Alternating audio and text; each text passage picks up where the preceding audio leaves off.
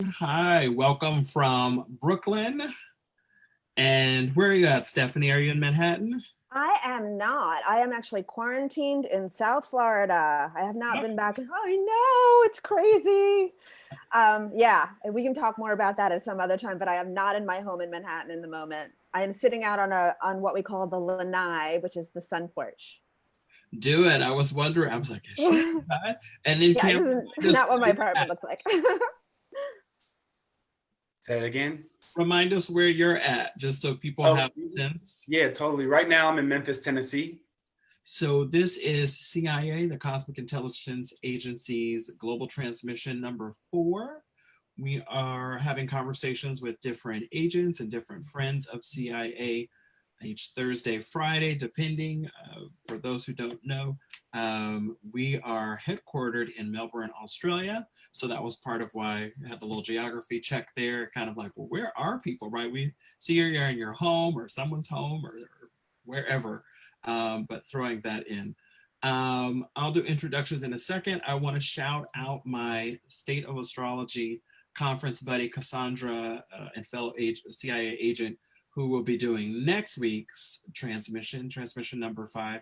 They're going to talk about the astrology of psychics and ESP and mediumship. Joining her will be Dr. Patricia L. Bell. Shout out to Patricia, another soda buddy.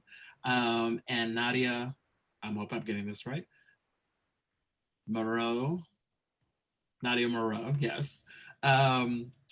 So join them next week at the same time, same yeah, I can say bad channel, right? I don't think that's on PC in these very so today we have two fantastic astrologers and guests who are joining to talk with me or me with them really about Saturn in Capricorn, which is about to station direct and have its last not even 3 months after almost basically over 3 calendar years with a visit into Saturn and Aquarius, which we'll talk about on a future CIA global transmission because there's a lot to say there. We were saying a little bit of it I think before about what does Saturn in Aquarius mean for astrologers and the field of astrology. Whole different conversation. Probably need to get a few more people on screen to join us, and a good, I would think, 2.5 hours. There's quite a decade ahead of us. Let me have you guys just briefly tell us who you are as an astrologer and then what good thing or things you want to say about Saturn. I feel like Saturn sometimes gets this really bad rap. And part of why I chose this, in addition to the station, is I think we need to, maybe more than ever this year, reclaim all of what Saturn is and not have Saturn sort of thinking of a club, so to speak, like cave people or cavemen even proper. And I don't think Saturn works that way at all. I do think it can be harsh and a few other things we'll get into in this conversation over the hour. But tell us a little bit about, we'll start with you, Stefanie, who you are as an astrologer and how you are pro-Saturn. Yes. Okay. I love this question. So, as an astrologer, I focus on relationships and sexuality a lot. But my first book was about the Saturn return. It's called Surviving Saturn's Return, Overcoming the Most Tumultuous Time of Your Life. And I am half of the Saturn Sisters, an astrology brand, I guess you want to call it, with my friend Shireen. So I know Saturn pretty damn well. And what I wanted to teach about Saturn when I wrote that book was that he is your ally, not your enemy. That's a quote from the book.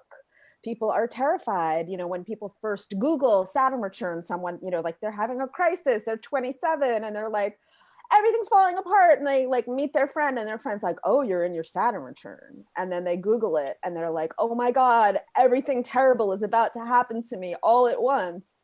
And no, that's not how it goes. Saturn wants you to do better and to be better. And he wants to help you. He just wants you to do it right. And, you get that kind of, I like to, my metaphor is like a combat boot. Like I think of him like, coming at you and like stamping on you if you're not listening to him. But yeah, but it, but it doesn't have to be that way. You can work with him. He just wants you to do the work. Love that phrase. Love that. Oh, yeah. And my name is Cameron Allen, and I have practiced a lot of different types of astrology in my short period of practicing. But I actually started out just going out in nature, and somebody like taught me about the signs through nature. And I soon came to find out, like, right, it's like not necessarily that I can't learn that way, but there's another hemisphere and that changes up everything. But so that's where I started. And then I went to evolutionary astrology, and I also practice medical astrology as well. And get into some traditional too now. But most of the times when I'm working with people, I'm working on just what is holistic in someone's life. So even if you think of traditional, a lot of times people think of the outer manifestation. When you think of medical, you think of someone's health and vitality. When you think of evolutionary astrology, a lot of times people think about the soul or psychological complexes, and I am interested in how are all those things connected and how they work and how I can best assist other people in understanding that and helping their reality in that way. And my favorite thing about Saturn, it's like I love so much about, I have 6 planets in Capricorn, so I'm a huge Saturn fan, me personally. And to me, I look at Saturn as the holder of space within like reality. So it holds space as it is. That's the way that I perceive it. So there's certain things that happen in reality. Like I like to look at what's called natural law. So it's natural in our reality to have correct posture. If you don't have correct posture for 28 years, your posture is bad and now you have pain. That is not somebody being mean, right? That's not somebody, that's just actually what's happening in reality. So I also like to look at Saturn as understanding, as mastery, and sometimes that takes time. So that's my favorite thing about Saturn. Love that. I'm with you there, and just probably almost anybody listening may not know. My name is Demetrius Bagley. I am a producer and astrologer. Without going on a whole long tangent about what producing is, quickly I would say it's like parenting I don't know if I want to say non-living, non-humans, non-animals, non-plants, right? Movies, books, events, classes, e-courses, and. But the closest sort of descriptor I've found is it's very like parenting, non-human entities, things that do not bleed, although they might make you bleed. I'm really a big fan of Saturn. I think it helps us keep everything you both said. I think it is the timekeeper, and time is very important and sometimes tricky and certainly fascinating, being in a human body, right? And having the experience is plural. I always think of it as the rules posted at a pool, or pool hole if you want. And when we follow those rules, more than not, we're good. When we don't, right, start running around, if we're talking about a swimming pool, other things can happen that aren't necessarily pleasant and or desirable. But it's right, the bounds, the boundaries, arguably.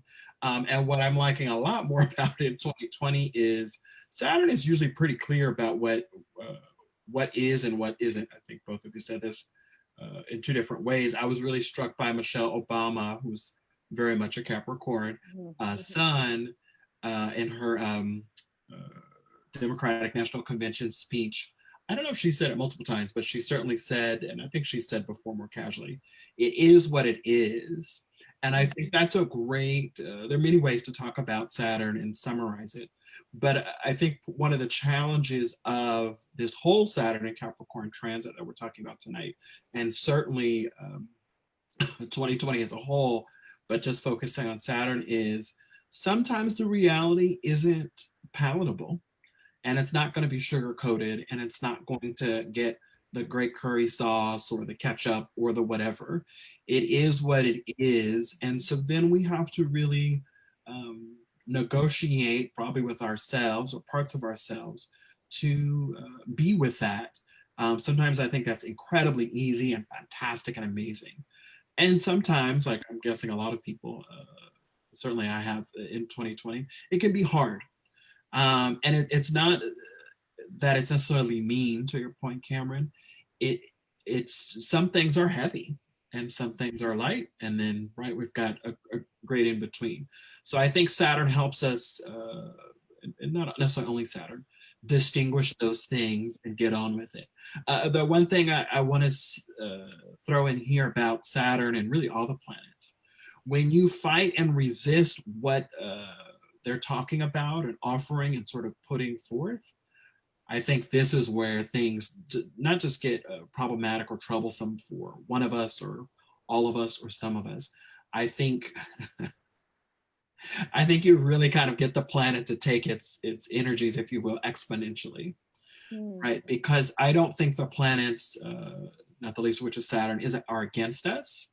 I would even argue they're for us, and maybe I will later in this conversation. But when we resist, and we're in Mercury's shadow, Mercury retrograde shadow, for those who fear Mercury, work with whatever is not quite going on.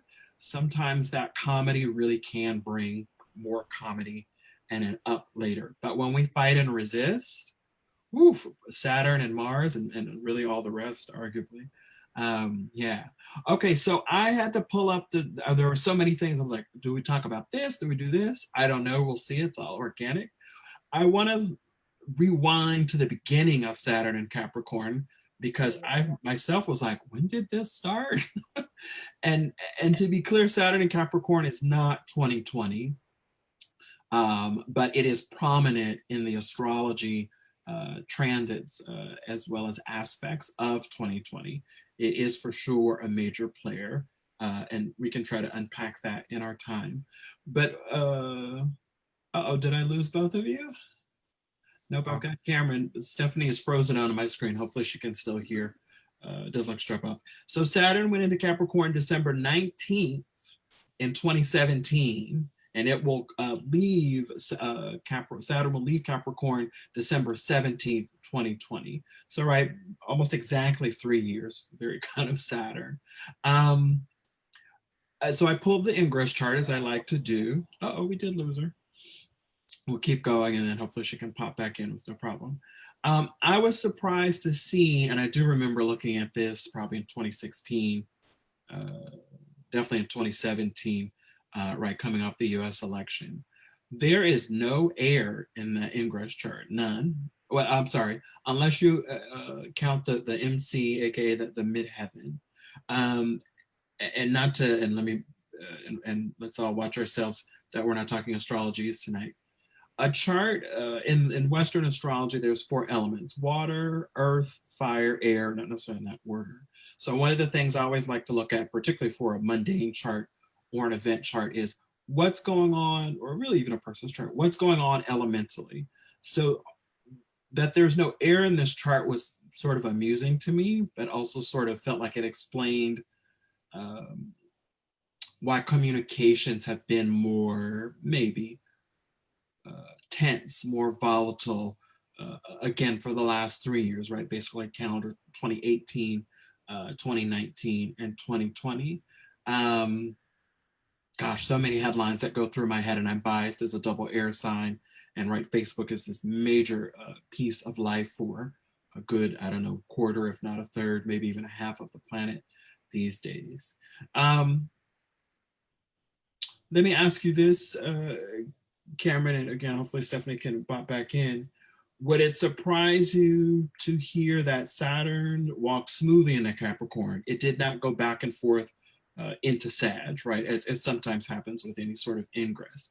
It just came on in and kept going. Does that surprise you? It does not, honestly. It really doesn't, because I feel like it was, it just felt like it was time, right?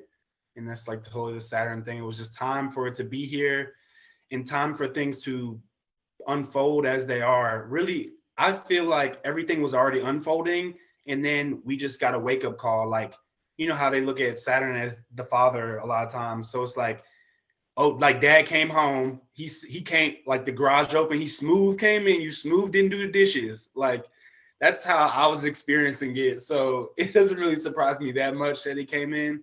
And I was kind of excited about it because being a young astrologer and then coming to my first Saturn return, and especially because I was definitely more in my like wide-eyed kind of like I can create my own reality kind of like space, you know. So I was excited to, you know, hunker down and get really disciplined and see what I can make of my return, which I feel like I really have really stepped into a Saturnian role in a lot of different ways. And I also wanted to say about Saturn too. Saturn holds the scythe, right? So it's like, it's the harvest. What did you do last year? That's what's happening this year, right? No matter what, that's how it goes. So yeah, I'm not surprised that it came in smooth. What about you? I was a little surprised. I thought there was a back and forth there, and I didn't pull out the other planets because I didn't want to get sort of in a good way that I think a lot of astrologers do, get lost in like what else was going on per se. And I purposely didn't look at sort of the headlines of what was going on. I wanted to not bring too much baggage, so to speak, or too much weight into this conversation. I was a little surprised by that. I wasn't by the air. I had, for sure, I had looked at the chart before, but it had been probably a couple of years, at least a year and a half.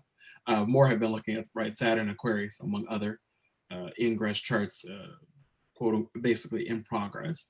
The air didn't surprise me, the absence of air in the chart, which is not necessarily bad.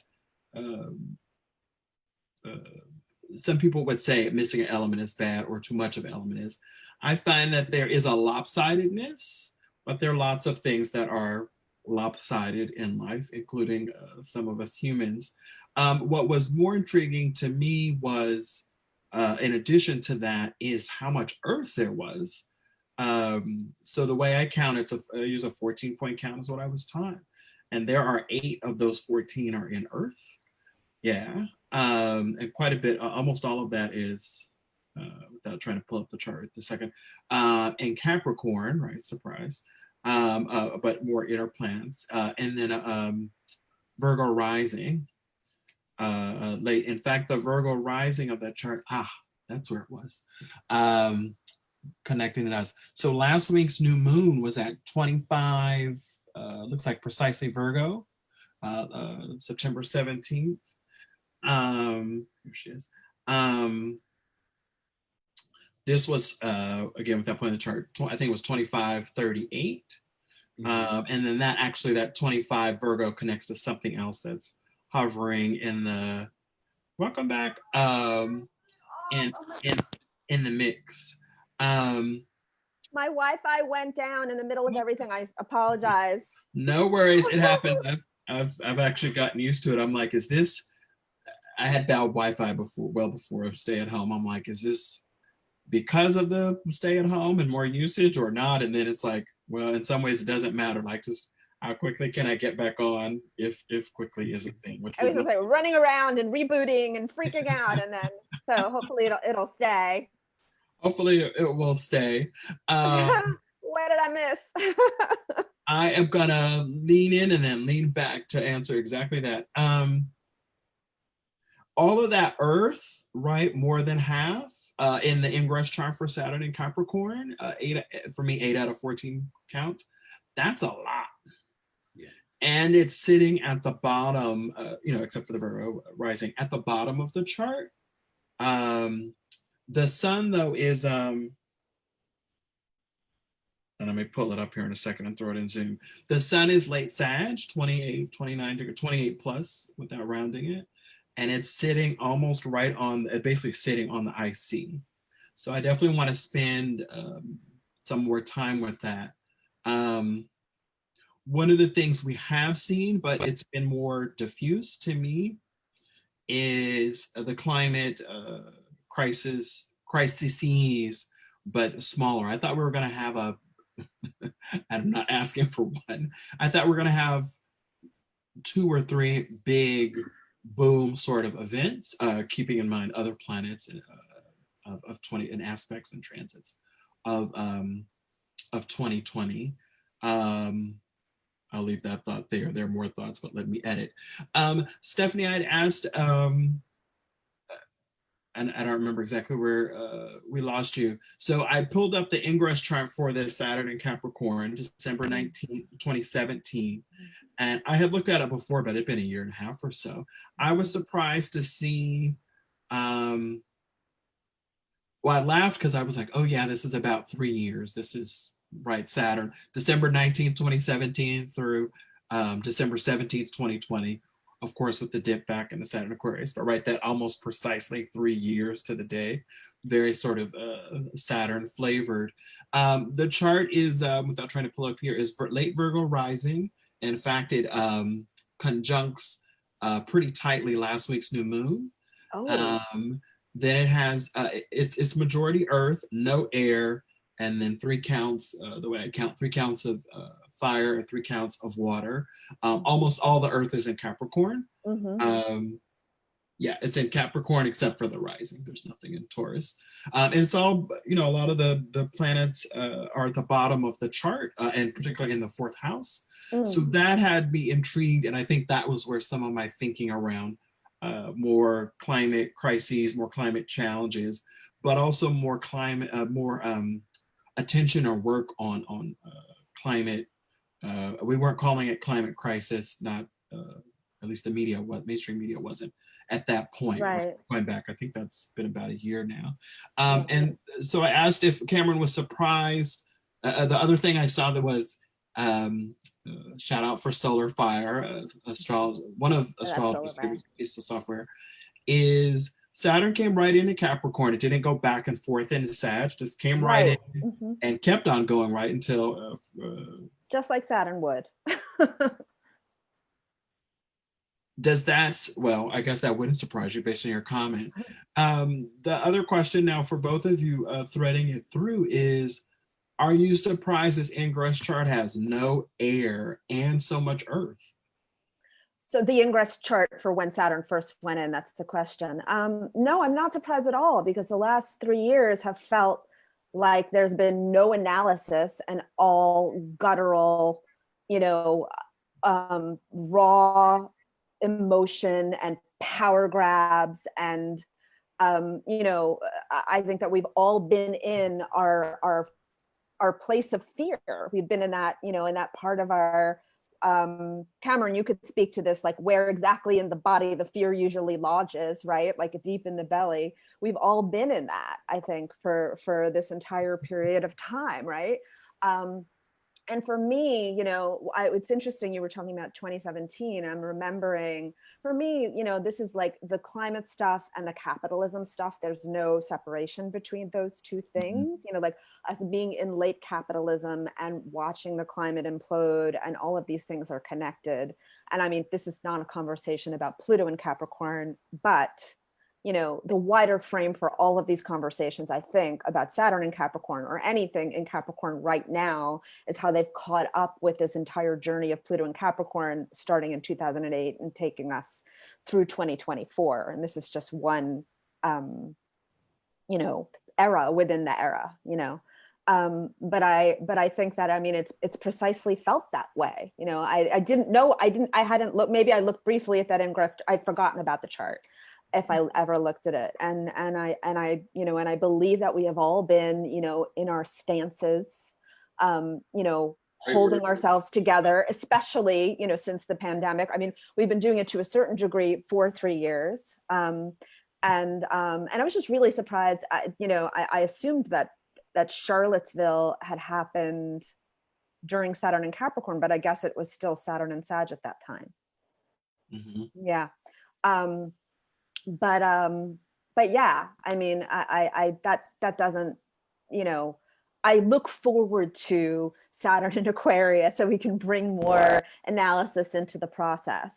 You know, we're still going to be with, you know, dealing with Saturnian energy with the Aquarius situation. However, I think that we'll be moving from this is mine, you know, this is yours, you know, this is my stuff that I'm guarding, less out of the, like, you know, the material realm into into our minds where we can process the stuff. And I know we're talking about Saturn and Capricorn and not what's coming next, but I feel like the you know, the key phrase for the era that we're going into is mutual aid, you know, which is what we're all talking about in our movements right now. We have not had enough of that during Saturn and Capricorn. And, you know, that for me is instilling a lot of hope. Gotcha. Yeah, and I come from a definitely different lens because I don't necessarily look at planetary ingress charts that much, but what I do recall is that the moon was conjunct Pluto on that day, if I'm not mistaken. And in evolutionary astrology, that would be a transmutation of a self-image. So it's like it was coming in to restructure the way that we think about things.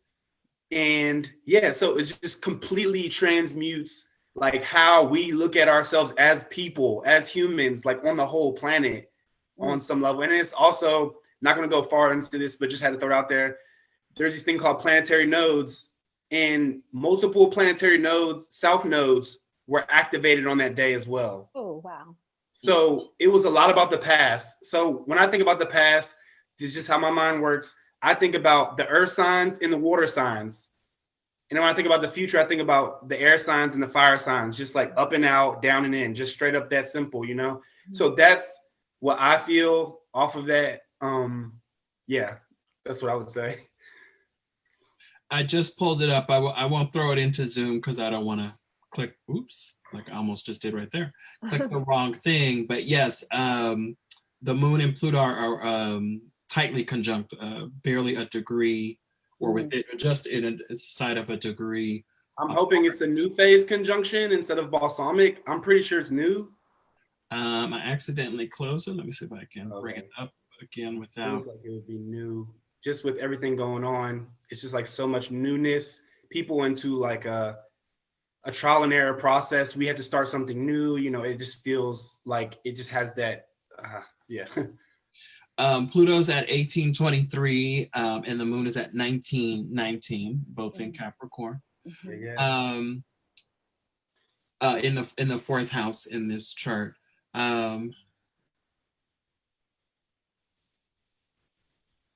Oh, I'm sorry, I miscounted. No, I miscounted. I counted the sun as earth, not fire. So no, it's not 8. It's sorry, it's 6, which is still almost half, and then the fire would be 5 counts of fire. There's still no air, right? Unless you're counting the midheaven, which is in Gemini. You said something, Stefanie, and it made me think of a few things. One thing I'm hearing from both of you, which I didn't expect, which isn't necessarily Saturn,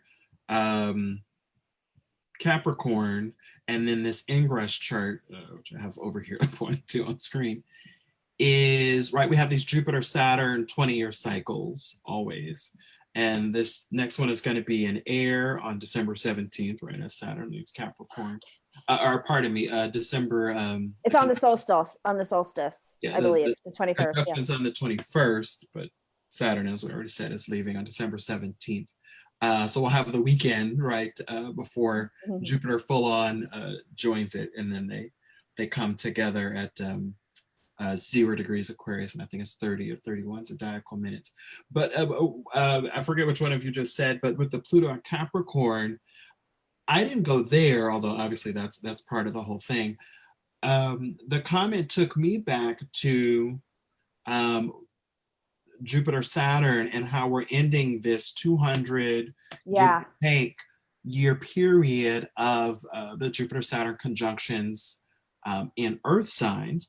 And so now thinking about this chart, right, sort of a minor player, kind of to your point, or maybe not to your point, Cameron, but the way I heard part of what you said just in the last 2 minutes is this really intensifies this holding on to, and I think you said it in some other ways, Stefanie, here, and for sure say it on Twitter, but this late stage capitalism, this Let's grab all the power, all the things, all the levers, all the cash that we can. Hoarding, I think, is a very earth element sort I of. mean, Donald Trump had the tax cut like right at the beginning of that year, right? Like that happened as soon as he got into office in 2017, didn't it? Like that's exactly what you're talking about.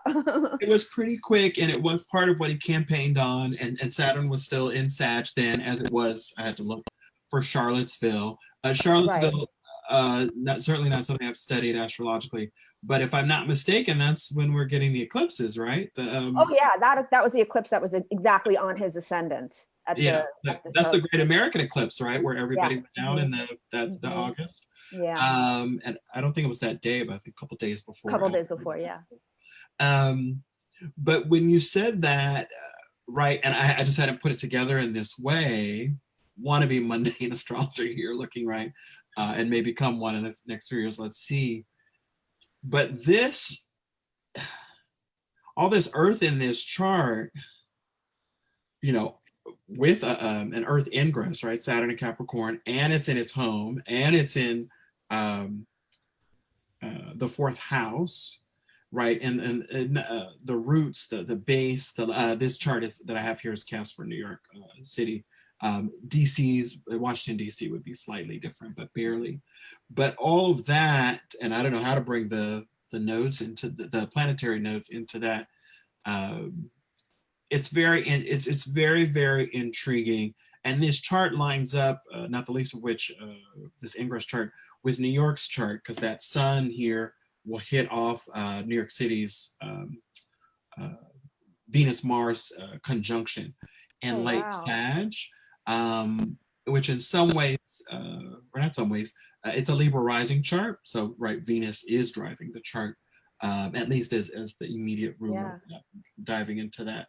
So I always think of, jumping here for a little bit, or leaning back, New York sun is like basically 11 Capricorn rounded, and the US's sun is, I don't know if it rounds down to 13 or up to 14, but they're opposite, right? Yeah. And there's a way that New York City is the sort of, sorry, LA, the cultural capital, or at least it used to be, right, in the much earlier decades and even centuries. And there's a lot of history. There's literally a lot of history and statues here about different wars, and I think briefly not the Capitol. I'm forgetting the sort of government terms, but there are a lot of statues and buildings and things and battles that are still here that predate the Union, and certainly of the United States, and then come after Federal Reserve and these, or maybe not that, but Wall Street and these sorts of things. But the money is here. Yeah. Conceptually, right. And some of the other things that we really value in this country. And then DC, I don't know, there's an interesting dynamic there. And if the US chart, sun is getting hit up, New York City's is as well, right? Because of the pretty close opposition. So that's interesting to think about, at least for myself, in the last few years, but very different tangent, forgive me.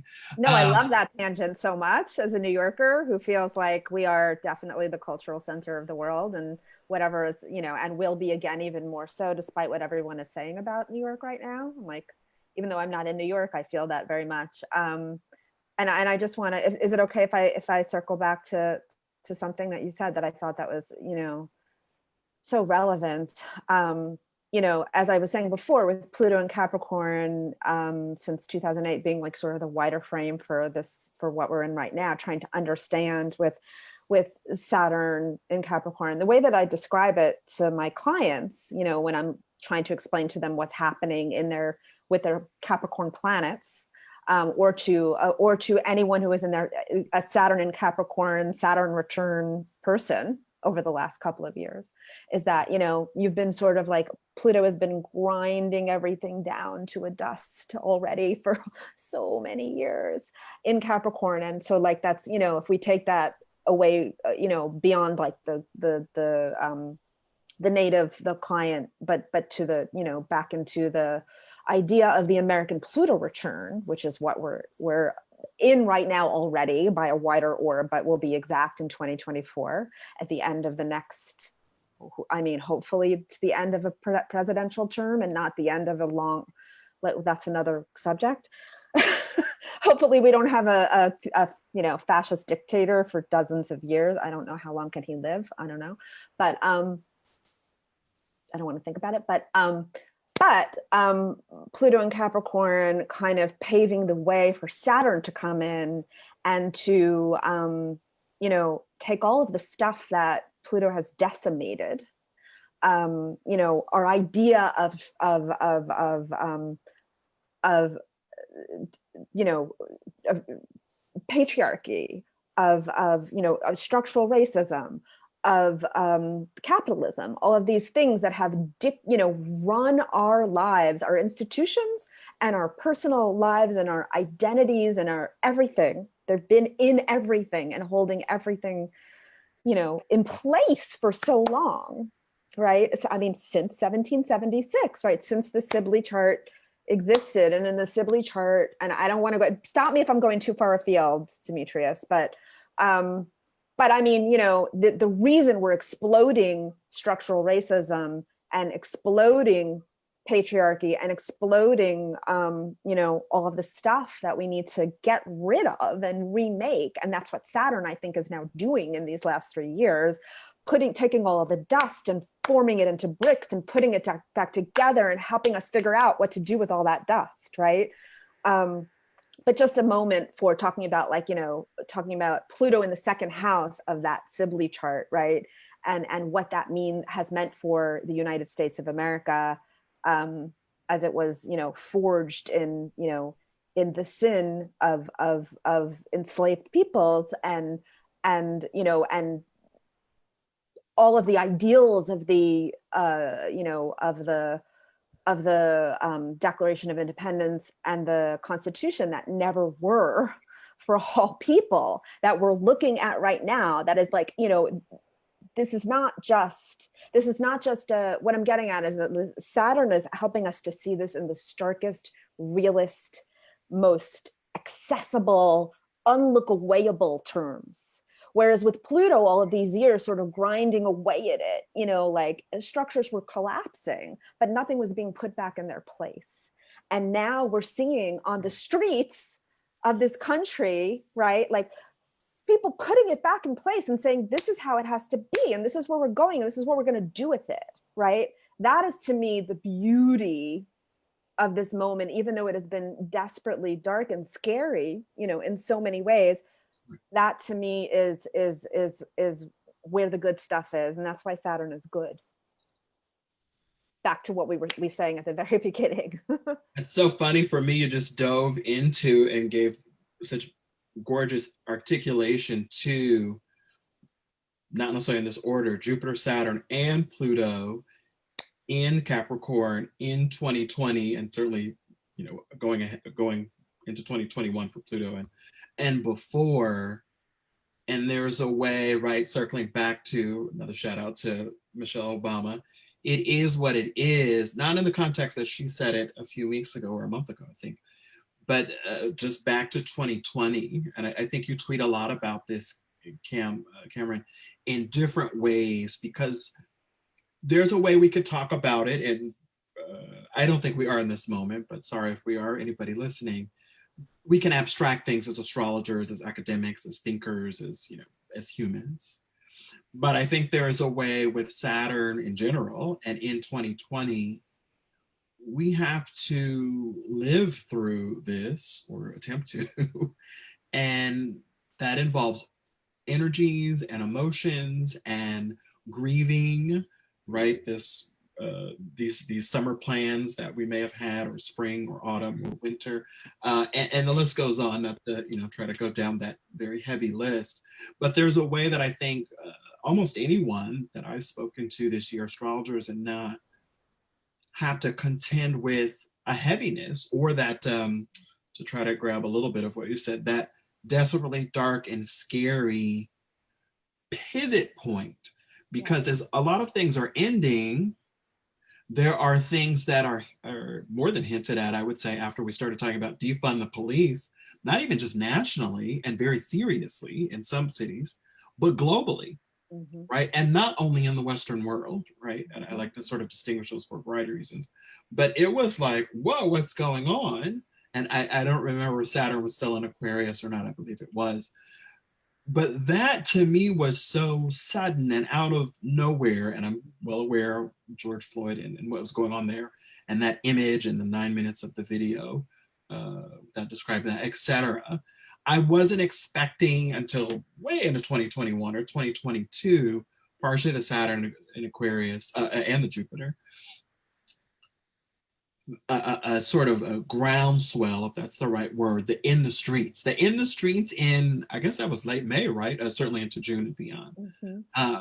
That I was like, oh, y'all early. Card carrying Aquarius sun here. I wasn't expecting that until, February 2020, looking, lightly looking at the astrology, not a mundane astrologer again, or March.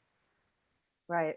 So that said to me, oh, right, because we're already feeling the heaviness, right? We've been a stay-at-home, I don't know, 2 months, over 2 months then, right? A little bit of that cabin fever. Sun is in Gemini rising here, wanting, and I think everybody wants to go out, right? Unofficial summer starts Memorial Day, right, in the US. And so people were ready to go out. And then, some did maybe more on the weekend. And then they really did just, I think it's 2-3 days later to protest. But somehow that rippled, right? And not that, injustice isn't understood globally and over centuries or millennia or have you. It was this sort of that. I want to throw out that I don't think a whole conversation, maybe even a book or a day, I don't put the systemic racism that this country or even world is amidst on the founding of the US. And actually, this is something I learned, shout out to Celia from Queer Astrology 2020, a little bit tooting my own horn, this summer took white supremacy all the way back into the 700s. Of course, yeah. Right, and started looking at these eras elementally, and then drawing and sort of concluding, well, not concluding, but sort of winding down just an hour presentation around how and why Columbus actually gets money, and some of the backdrop there, which I lightly knew, but not with the astrology, not with the context, right? It's not 1492, but it's around there. There's a lot just, without the astrology going on. Some of it's about money. It's certainly about, and with that money, it's about who is wealthy at that moment, right, and who is poor, and someone sort of gambling, my language, and making a play to be better. And Columbus, sort of against really not all odds, but most odds, comes back with this magnificence, which, if I understand correctly, that royalty doesn't necessarily reap the bulk of, but it starts a whole bunch of things in motion. I just want to say this to the presentation. Discrimination, again, this is a lot of people's works, certainly not mine, but Celia's La Reconquista, if people want to Google that, or Queer Astrology Conference 2020. I'll find the link and put it in the Facebook after. I'm not in the browser right now, just to focus. But one of the things that blew me away, that's not new, and it's not something I didn't necessarily know, but I'm not a history major or buff. Discrimination is old, right? We know this, I think. But also that in the context of the 700s, what's now Spain is all that jazz, is all the shit. Right. But as those kingdoms, and there were kingdoms, start to fall apart over those decades, and astrology was in vogue, let me say that, different conversation, different tangent. As they fall apart, then Muslims sort of become shitted on, so to speak. And then in tandem to that already happening, Jews are. And so there's a very fascinating way, like, this is not new at all, right? Yeah. Right, early or mid 20th century in Hitler and all of that, and then going back and then going back. This is centuries old, which is sad in some ways, or all of the ways. I'm like, wow, we really, humans, it's amazing how we fuck up. Shout out to Saturn. And it's amazing also how we, some of us at least, still create and persevere and still find joy and life, right? Life in a vigorous way, not just a gotta go make the donuts or zombie through. Okay, I'm talking a lot. Cameron probably has something. I'm That was thinking good. I love that so much. And also just being so new to astrology still, I find myself still to have so much to learn. And I've just now begun getting into like more mundane things. And I never was into history growing up. As soon as the teacher said anything about manifest destiny, I was doing history the rest of my reality until now. So like it's exciting to see it from a new lens. And I was on Astrology Hub's 2020 forecast this year. And I took it all the way back to 1518. And that's when they were, I forget what king it was, but they allowed slaves to be actually taken directly from Africa over to the Americas, when before they had to go basically do a pit stop, which made the injustices even more expansive and like intense. And so, yeah, it's interesting to see how throughout time things are changing. And the more that we learn that context, then we can give content to be more of assistance to move forward. So I really appreciate it. I want to throw in, I keep meaning to write this down somewhere, but there's so many pieces, right? I'm like, what is this? Is this a post? Is this a tweet? Is this a series of tweets? I happened to go to a virtual presentation that was in Lower Manhattan, about Lower Manhattan, no air quotes. And it was about, I think I'd heard this phrase before, but definitely didn't know this much about it, the land of the blacks. And it intersects that 1518 years talking about, and I guess I don't really know about the 1500s outside of sort of the Inquisition, which I think is about that time or whatever. And even that's vague in my head from, many, many, many decades ago of schooling. But what was intriguing to me, and that had come up before at a, I think it was called the Black National Convention just a few Fridays ago I went to virtually, is, right, and this is a more hashtag Tyrannus thing, or Uranus and Taurus. And this definitely goes back to Celia's presentation and a couple other things you just said, and most wars in the world, at least the ones that I'm aware of, is the land. Who owns the land, or who conquers the land and then owns it.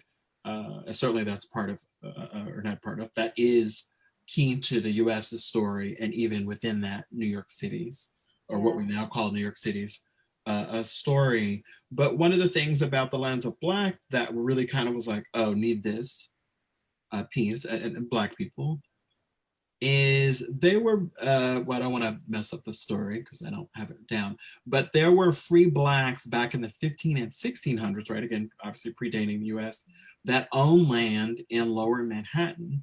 And over time, they just sort of get not gentrified out, but nudged out in similar processes. Washington Square Park, right? That's sort of the top-ish of it as far as a north-south of Manhattan. Keeping in mind Manhattan doesn't run north-south, it's on a little bit of a compass angle. I knew that wee bit, but it goes all the way down to the tip, not all of that of Manhattan, but people bought and owned, and Black couples owned, which was sort of blew my mind. I should say male, or I am saying male-female couples. But part of what I took, I would need to go back because there was a lot and he was going very fast, which was exciting. I was like, you need to come to an astrology conference because people will geek out with you, but you'll have to pause to answer questions. What does that look like if we all owned, not necessarily a piece of land, I don't know if the math works out that way, but our own dwelling, residence, what have you? And of course, those could vary. Again, card-carrying Aquarian, thinking of this, I want to be a little, excuse me, Saturn for a second, wag my finger. I don't think we're in the age of Aquarius. I don't think we're going into the age of Aquarius, probably any of us alive. So anyone that watches this in 2020, 2021, unless you get the fancy chips and the stem cells, et cetera, et cetera. But what we do know, or at least what I know as an astrologer, and will present more on in the coming months, we've had pretty much everything except Pluto, to one of your earlier points, go through Aquarius in probably everybody's lifetime that's watching this, right? Without parsing that out. So we're in this, I had a better phrasing of it the other week, but a mini age of Aquarius where we've all had some of the Aquarius flavoring, or not flavoring, but seasoning, right, on the condiments, cosmic condiments table. We've all had some of it. It's how we're here zooming across different, obviously we're still in the US, which is still unified, boundaries, but right, we can throw someone in from quote unquote anywhere in the world at little of no cost. That is pretty radical. I remember paying, I'm guessing you're too young, Cameron, but Stefanie and I certainly remember paying for long distance and measuring local calls. And it was right pre That was a thing. and before voicemail was, when it was, there were little cassettes that snapped. And that's a whole thing, right? Could talk about how much, but a point there though, for people who are like, what do you mean? The technology has rapidly changed and is still changing in our lifetimes. Yeah, and that changes that people can quickly get out there and protest, have coordination, right? It's not Aquarius astrology per se, but the Arab Spring, right, is part of that flavoring of the group of the people being able to say who they are and what they want, and certainly organize. Many thoughts there. Let me keep our, okay, I lost 3 minutes there. Let me wind us down. It's okay for me, but but I want to make sure we're sort of close together and not jump around. What's your advice for people in these final weeks of Saturn and Capricorn? Because once it goes, it goes. It's not coming back, right, for another quote unquote 30 years. And Jupiter's going with it. Now, Pluto obviously will be there. Different, that'd be a sequel conversation we may or may not have. But I think that's a pretty big deal, that we're going to lose the sense of Saturn that we've had for almost 3 years, and in this booster of Jupiter. And then I think, well, both of you said, I think combined, the way of the dust, right, that Pluto sort of, and then Saturn has really sort of thrown in our face. So we sneeze, and so we kind of have a response, if not a, I don't know if I want to say reaction, but a response to it. What's your advice for folks? I think it's such a ripe time, and definitely looking at Mars a little bit there, which is going to square Saturn 3 times in the next so many months. But what are you telling clients? What are you telling yourself about these next few months, maybe including the US election? Who should you go ahead, Stefanie? Okay. Yeah, I mean, at the end of, Saturn, 2.5 years approximately in every sign, for 3 for this one fully. But, what I always tell people at the end of any Saturn cycle, especially Saturn return clients, is like, so you've been through the crisis, right? And now you're at the end of it, and you're kind of like, either you're still trembling from it a little bit, you've been through the trauma, or you're looking at it, in the rear view mirror, and now you can start to take those bricks that Saturn has handed to you and start, building the structure. So just make sure over the next couple of months, even if you don't feel ready, I think it's really important for us to acknowledge, right? Yeah, we're in pain as a people, right? I mean, like, we are experiencing death and trauma and, horrific, even if you haven't been touched by the coronavirus in your own life, and many people have, just watching it unfold is quite traumatic. And unless you're delusional and think that it's a hoax, but right, but even those people at some level are feeling it, right? Like, even, but whatever you can do right now, even if you're, acknowledge your trauma, practice self-care as much as you want to every day, and also know that, sometimes with Saturn and Capricorn, we deny ourselves self-care. So if you denied yourself a lot of self-care over the last couple of years, give yourself extra in the next couple of months. But at the same time, make an effort to be responsible for yourself and befriend Saturn. While, Saturn and Capricorn, more than anything else, wants you to meet him where he is, and recognize all of the beauty in his practicality.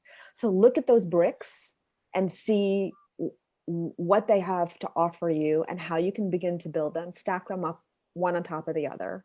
And don't be mad at yourself if you can't build a whole building all at once in the next couple of months. That's not likely. You know, one thing really quick I wanted to say before when you were speaking that I didn't get to finish is that I have found in my practice and my study of Saturn all these years is that, you know, whether Saturn has a dip, you know, and a retrograde into the next sign or not,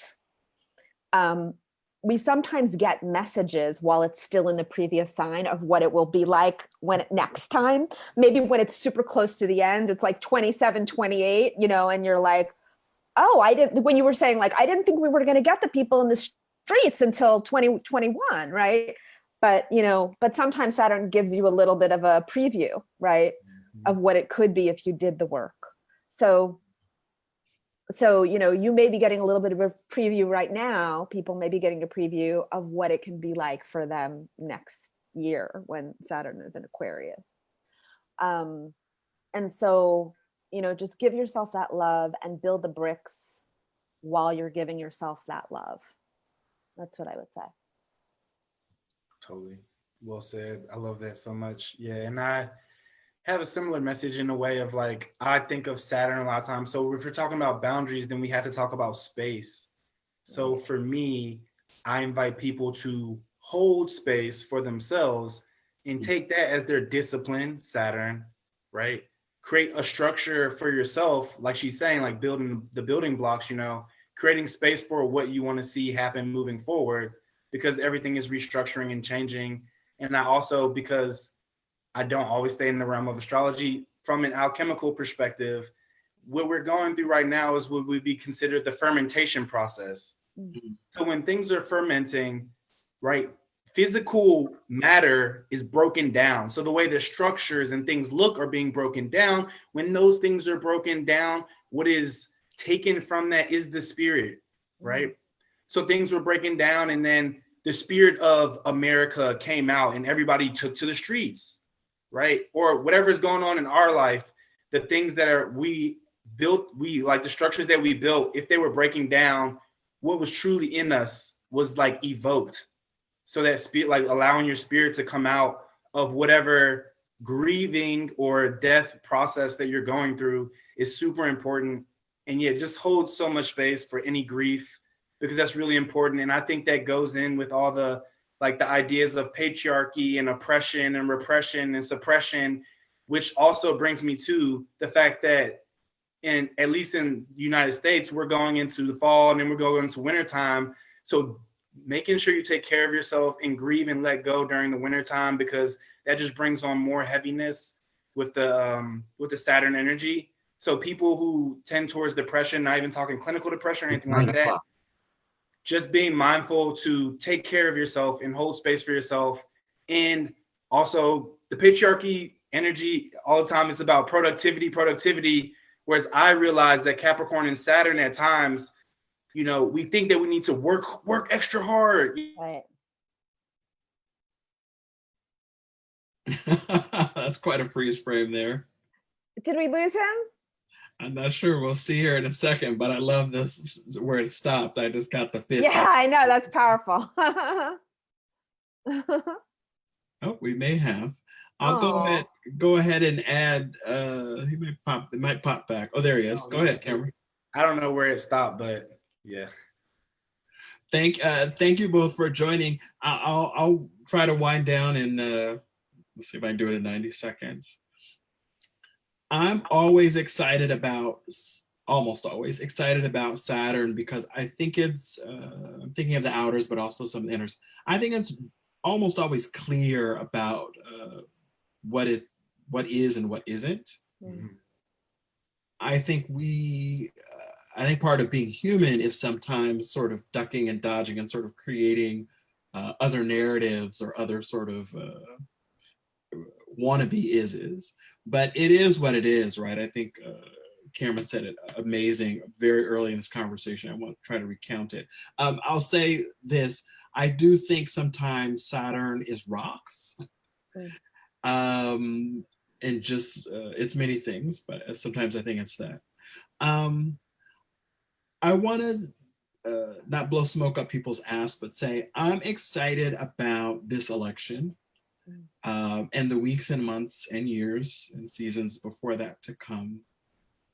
Whatever happens, and some stuff is going to happen on November 3rd, November 4th, right? We already have someone hogging up more headlines to say what they'd like to see or what they don't want to see. What I'm really clear about, much clearer about, and also a little like, oh, but also like, okay, sorting through that, sort of to Cameron's point about productivity is there's more work to do. Mm. Now, what exactly that work will be definitely partly depends on November 3rd, November 4th for some of us. But the work of compassion, either way, the work of sorting through ourselves, our stuff, our shit, our needs, our sadness, our happiness, all of that, that is not going to change. It might be pushed, it might be challenged. For sure, I think for a few, if not a lot of us, or maybe many or all of us, it might jump lanes. That's very card-carrying Aquarius here again. That's very Aquarian, and we're going into this new age of air, hashtag new age of air, which starts at 0 Aquarius with the Jupiter Saturn, right? After all this Saturn and Capricorn, we're coming into Saturn Aquarius, right? Next sign, but we're also happen to be, right? I think, I want to phrase this in an upbeat way. What I'd love for myself and more astrologers to do ongoing, at least for the rest of this calendar year, is note 2020 is so many different astrological cycles ending and beginning, and they do not line up in one calendar year clean like this at all. I mean, like, I think once in the last 1800 years or something like that. There are so many right, the 200-year era we talked about. There's some other ones we did it. We talked about a 20-year cycle specific to Saturn. There's a Saturn Pluto. There's a, who am I forgetting? Arguably there's a Saturn series if we want to go back and look at January 12th this year, and a series being a very fast cycle. I'm encouraged, but I also have been getting more sleep. Taking better care of myself and not just hiding in the work, doing work, whether busy work or paid work or community work. Life isn't only about work. Saturn does not actually tell us that. Saturn perverted, if you will, under any stage of capitalism, and certainly this hyper twisted, that's no. That's, and I say this intentionally, that's man-made. Yeah. That's man-made. That's not what the cosmos is about. And we really know that if we look at child's play and the space that we give for children and some creatives, and even our old timers, right, who have that sort of second childhood we read about, space to play and explore and not be on someone else's clock. Right, from a sort of a thing. Love to talk more. Gosh, there's so many things here. I'm gonna run this through a transcriber. Yeah, and I could put that link in probably tomorrow, Friday, in the Facebook, and I'll share that with you too on email. Thanks for anybody listening live. Thanks for anybody who's listening to this recorded. This has been Stefanie Iris Weiss and Cameron Allen. Oh, and I'm Demetrius Bagley. Stefanie, you are Ecosexuality on Twitter, is that right? I am Ecosexuality on Twitter, but I don't do a lot of astrology on Twitter. I do more, let me just say this, I do most of my astrology content via the Saturn Sisters. That's on Instagram, Saturn Sisters. Oh God, I can't remember our handle. I'm having a senior moment, but we're the Saturn Sisters, just Google us. And Cameron on Twitter, I believe you are Cameron, or pardon me, CA Dream 6. Yeah, CA Dream 6. I was on your Instagram last time. I'm like, don't get the numbers confused. Yeah. And also on Astrology Hub that you mentioned this year with an amazing course. Although did the course just close? Yeah, the course is closed currently, but look back soon, and it'll be back. It'll be available. And I also, if I mean everybody just thinking about like the times that we're in right now, and Mars in Aries, I do have a workshop on that that talks about like working on the adrenal glands and stuff like that. So that's really important. So I'm just throwing it out there. If anybody listens to this, find me and then shoot me an email, and I'll make sure you get that because I'm here trying to help everybody and support their adrenal glands and nervous systems. That's just my thing. So, yeah. Love it. Thank you two again for joining. Thank you for this very, I'm going to say it in a vegan way, very meaty conversation. Last thing I will say is please join my conference buddy, Cassandra Joan Butler, and also my fellow New Yorker, although from upstate, on the other side of trying to point to Buffalo, where I know her from. She will be here next week with Dr. Patricia L. Bell and Nadia Moreau. I hope I am saying it right. They're going to talk about the astrology of psychics, ESP, and mediumship, which I think is very apropos for a variety of reasons. Okay, I am signing out from Brooklyn. Thank you again.